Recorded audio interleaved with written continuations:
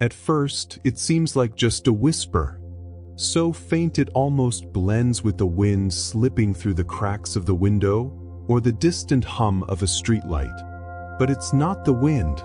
It's not electricity. It's something else. Something that moves through streets, buildings, crowds. Something that seeps into casual conversations, into the blinking notifications on a screen, into the repetitive hum of advertisements.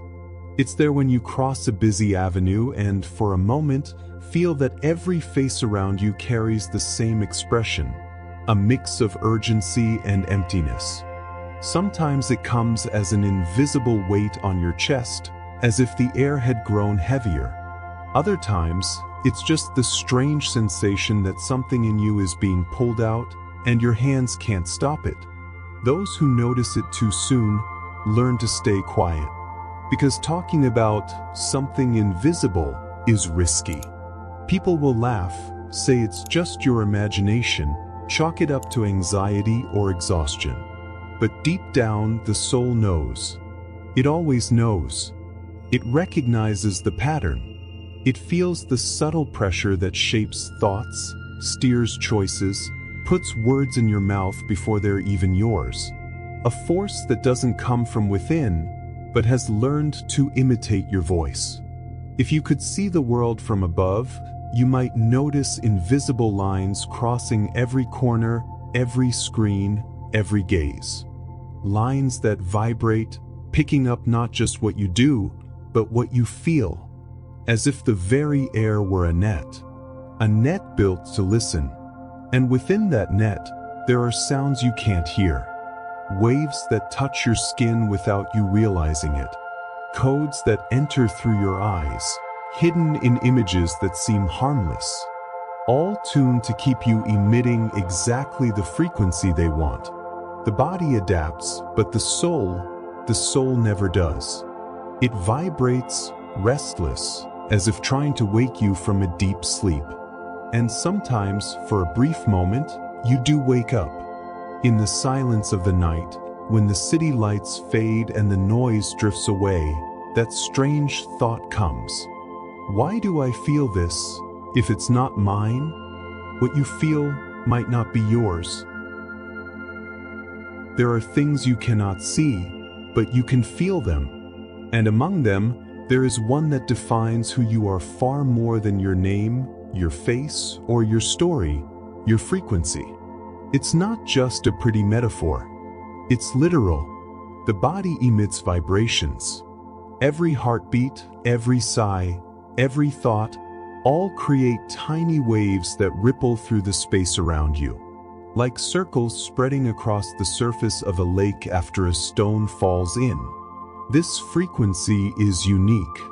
There is no other like it. It's your invisible signature, more personal than a fingerprint. It carries memories, emotions, secrets, not only from this life, but from every life you've ever lived. Ancient civilizations knew this. For them, sound and vibration were portals. The Egyptians tuned entire temples to resonate with specific frequencies. Monks chanted mantras not out of blind faith, but to align the vibrational field. Indigenous peoples beat drums and sang in circles to create a collective wave that connected everyone to the spirit of the earth. Today, you see these things as folklore or historical curiosity. But for those who knew how to listen, they were codes. Codes of protection. Codes of awakening. If you could read vibrations, you'd see they are like a hidden language. A language without words, yet with precise grammar. Lower, denser notes speak of fear, anger, apathy. Higher, brighter notes speak of love, clarity, expansion. And every human being in every instant is emitting their own melody. Except when a melody is constant, predictable, and its source is unaware of it, it can be copied, replicated, or even hijacked. And here is where we step into the part few people want to know. Because understanding your frequency is a doorway. And doorways open both inward and outward. Have you ever noticed that in certain places you feel inexplicably tired? Or that, around certain people, your energy simply drains away, as if leaking through some invisible hole? That's not coincidence. That's reading. Someone, or something, is decoding you. And this reading isn't done with eyes. It's done with antennas that don't glow in the dark, but are everywhere. Antennas that don't need to hear what you say, only what you vibrate. Now, imagine what happens when someone doesn't just read, but also writes on that score. When they don't just listen to your melody, but begin to insert notes that aren't yours. Dissonant notes. Notes that change the rhythm until you no longer realize you're dancing to music you never chose. And the most unsettling part is that you cooperate without even knowing it. None of this is random. The world you know, its streets, its screens, its routines, was shaped to be more than just a backdrop. It's a machine of capture. Imagine a vast, invisible web stretched over every city, every village, every home. Not threads of silk, but threads of waves. Waves that pass through walls, bodies, thoughts. Waves that don't ask permission to enter. On top of buildings, inside the devices you carry in your pocket, in places you'd never expect, there are antennas. Some are made of metal, others are living. They don't just transmit signals, they absorb them. They pick up what you vibrate. They translate your frequency into data, charts, patterns. But that's only the beginning. The true architecture of capture isn't in the communication towers or fiber optics. It's in the design of your daily life. In the music playing quietly in the background while you shop. In the carefully chosen images that appear in your feed. In the barely perceptible sounds escaping from the machines around you. All calibrated to keep you emitting exactly the vibration that serves those who control the network. Like a hidden musician tuning your instrument without you realizing it. And you cooperate without knowing. When you repeat phrases you've heard. When you react predictably to fear, anger, or desire. When you get pulled into arguments that don't matter but drain your energy. Every reaction, every emotion feeds the system. Every spike and every drop in your frequency is recorded and used. Have you ever wondered why, on certain days, you wake up more anxious or sad for no apparent reason? Why, suddenly, you feel irritated by small things, as if trapped in an invisible noise. It's not just your mood. It's tuning. A tuning that can be induced. Think of it like a distorted mirror. It reflects your face but changes the expression.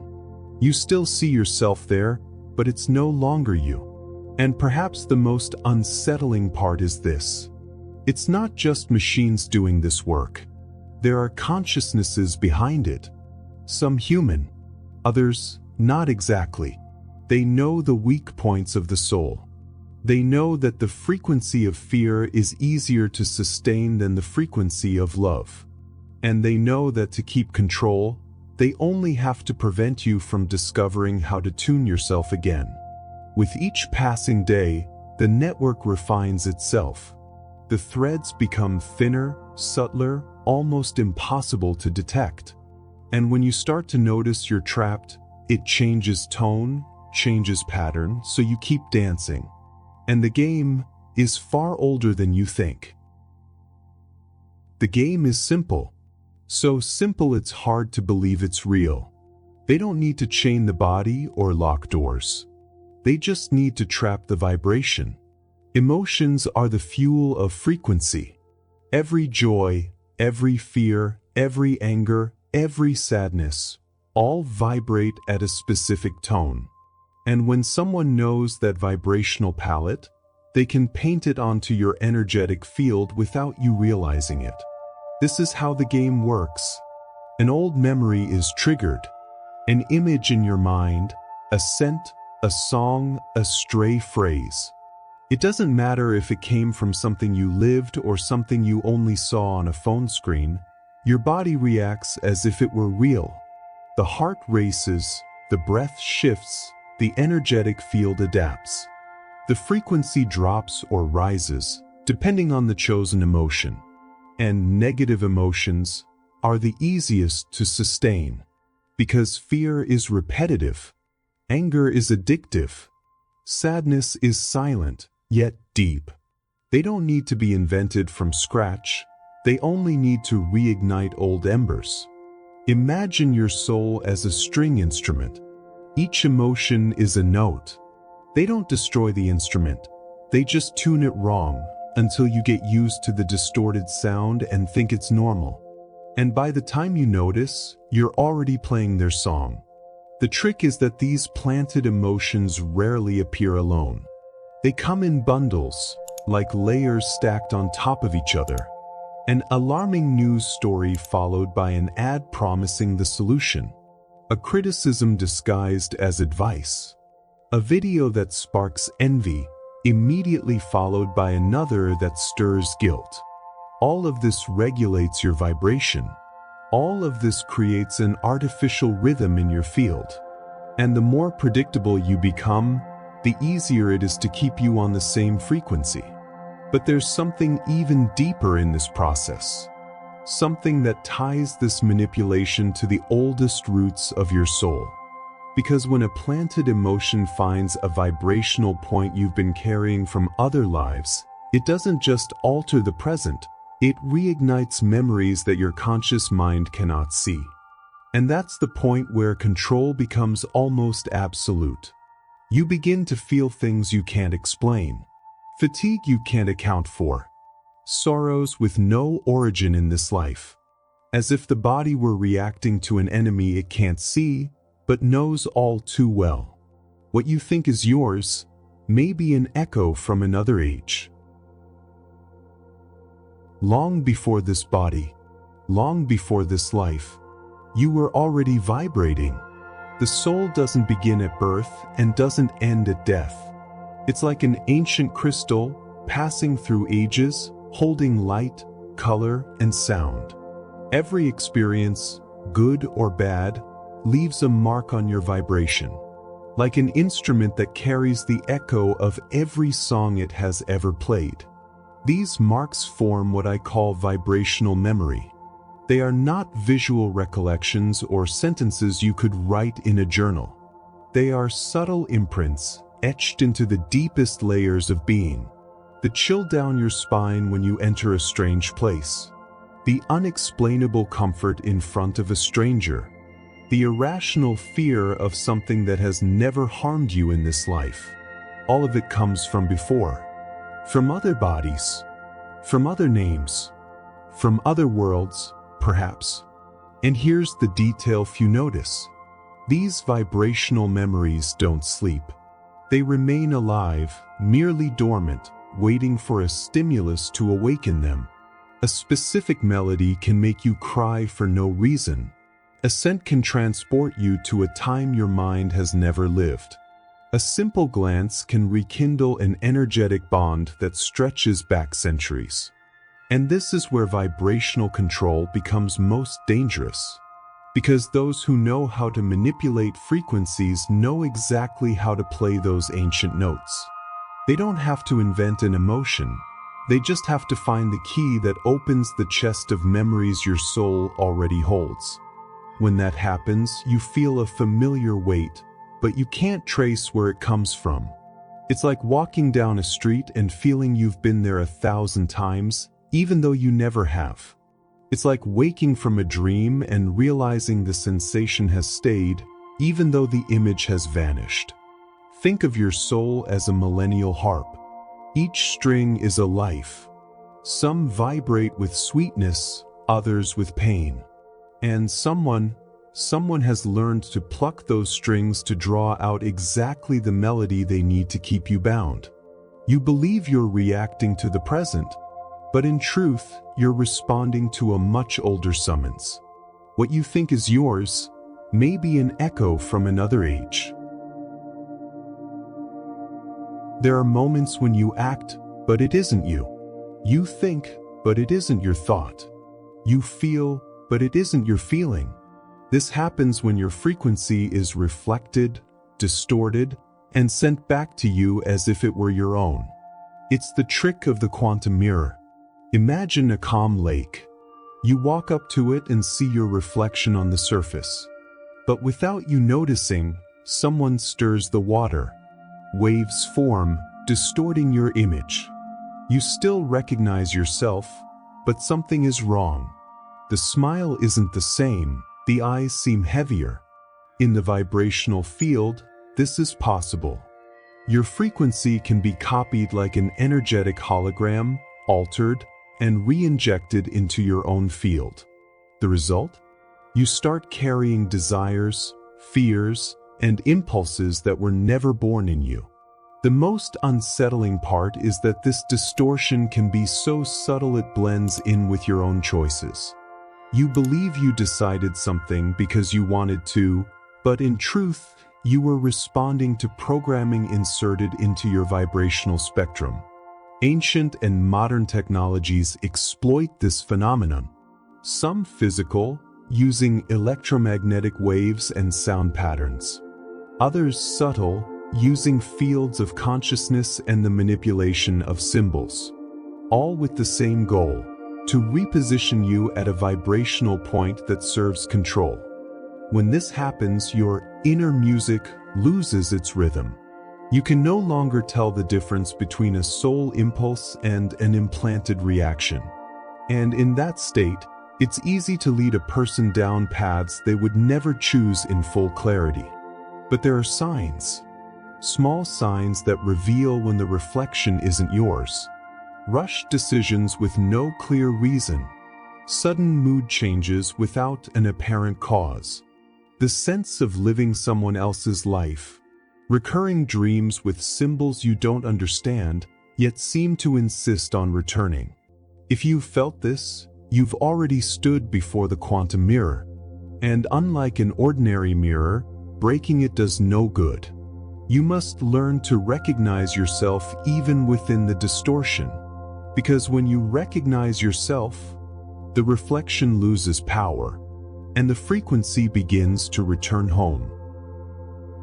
There is an ancient story whispered across different cultures. It speaks of a sound that existed before the first word, before the first stars. A sound that was not just sound, it was life. This primordial sound could not be corrupted, could not be distorted. It vibrated pure, like a beacon cutting through the darkness of the void, creating form and order where before there was only silence.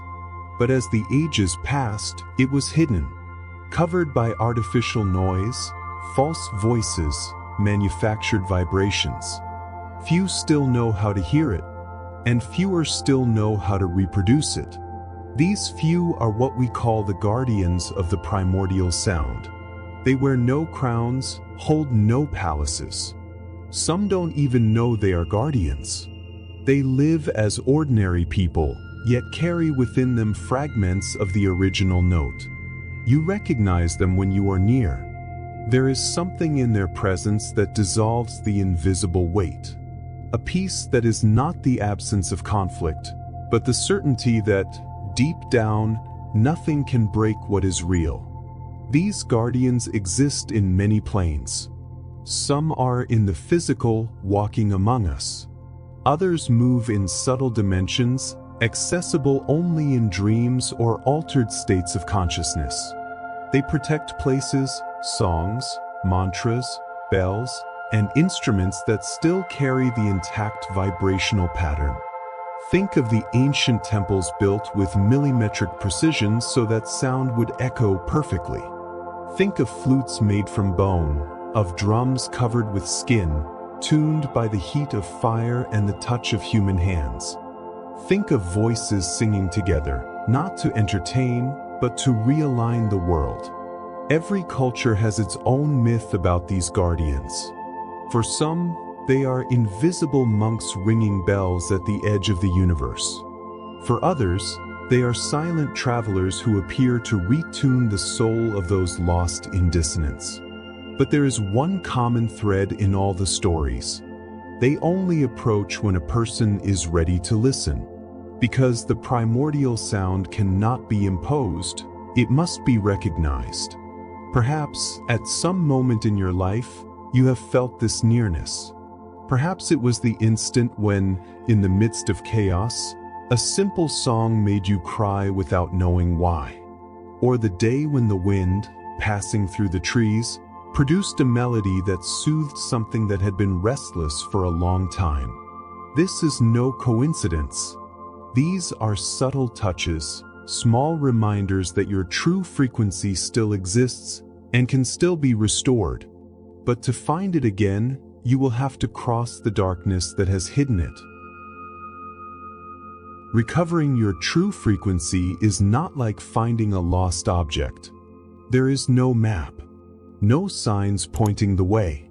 The return is inward and often begins in silence. Silence is not the absence of sound. It is the careful removal of all noise that does not belong to you. It is closing the doors through which foreign vibrations enter without permission. It is allowing the dust to settle so the original melody can be heard again. The process is almost always uncomfortable, because in silence, what was dormant awakens. Old memories, repressed emotions, pains you thought were forgotten, all resurface. Not to wound, but to be retuned. Some find this reconnection by walking in nature, where the living frequencies of earth, water, and air are still intact. The sound of a stream, the rhythm of a fire, the song of birds that have never learned to lie with their voice. Others find it in the body. Slow, deep breaths capable of dislodging vibrations trapped for years. Conscious movements that return to the body the sensation of belonging to itself. And there are those who seek internal rituals, meditations, chants, prayers that act as sound keys. Each word, each note, each gesture aligning to the lost frequency. But make no mistake, recovering this note is not only an act of listening, it is also an act of courage. Because the instant you begin to tune it, something notices. Those who benefited from your distortion will feel the change, and they will try to pull you back to the old tuning. The return to the lost note is like lighting a candle in a dark corridor. The light draws attention. It illuminates what was hidden, but also reveals to the enemy where you are. You may feel this as external resistance, arguments appearing out of nowhere, unexplained fatigue, constant distractions. Or internal, doubts, insecurities, memories that try to convince you to give up. But the note, once played, cannot be forgotten. It resonates in the soul like a beacon calling you home. And to keep it alive, you will have to face what once tried to steal it from you. Don't expect a battle with swords, shouts, or explosions. The true confrontation doesn't happen on the physical battlefield. It happens in the space where no one else can enter, your vibrational field. When you begin to keep your original note lit, something shifts. It's not visible, but it's perceptible. The air seems to change weight. Thoughts grow louder. The world around you starts offering distractions, conflicts, and fears in sequence, as if trying to pull you back to the old tuning. This is the final test. And it's not against them, it's against the parts of you that still believe it's safer to remain imprisoned. The invisible confrontation happens when a painful memory is thrown in your path, trying to drag your vibration down. It happens when someone close to you, without realizing it, becomes the mouthpiece of a frequency that isn't yours, repeating words that strike exactly where it hurts. It happens when the temptation to give up disguises itself as realism or common sense. You don't win this confrontation by attacking. You win by staying. being like a lighthouse in the middle of the storm. A lighthouse doesn't chase the darkness to extinguish it, it simply remains lit. With every attempt to break you, you choose to retune yourself. You breathe. You recover the silence. You remember the lost note and play it, even if only softly. Over time, the resistance begins to fade. Those who tried to interfere realize your frequency no longer aligns with the game. And for those who live off vibrational manipulation, there is no worse news than this. A being who can no longer be tuned by force. But pay attention. The invisible confrontation never fully disappears. The world will continue to emit frequencies that are not yours. The difference is that now you will know how to recognize them, and you will not let yourself be tuned by them. You will have become the guardian of your own note. And that changes everything. There is a moment when the silent battle ends, in which the world feels suspended. Not because everything has become perfect, but because something within you stands firm, unbreakable. You begin to realize that your frequency is not only yours. It is part of something much greater, like a single note within an infinite orchestra. Every living being vibrates. Every soul carries its own melody. And when these notes meet in their pure form, a symphony is born that spans dimensions. A music that doesn't need ears to be heard because it is felt. In that moment, you understand, protecting your frequency is protecting the whole. Every time you choose not to surrender to distortion, the universal music grows stronger. Every time you hold your true note, even if trembling, you send a signal to others who are still trying to find theirs. It's not about perfection. It's about authenticity. About refusing to live by playing someone else's score. About remembering that your vibration, tuned to truth, is immortal. And when many tune themselves this way, control loses its grip. Because no net can contain a chorus of pure frequencies. No distortion can silence a symphony that was born before time. You look at the world and for the first time, you don't see only chaos. You see a stage. And you understand that your presence here is no accident. You are part of the music that keeps the entire universe breathing. Remember this. No one can play your note the way you can. No one can silence the song that came with your soul. And as long as it exists, silence will never win. You are not just a body walking through the world. You are a unique note in the music of infinity. If you keep your true frequency, nothing and no one can erase the song you came here to play.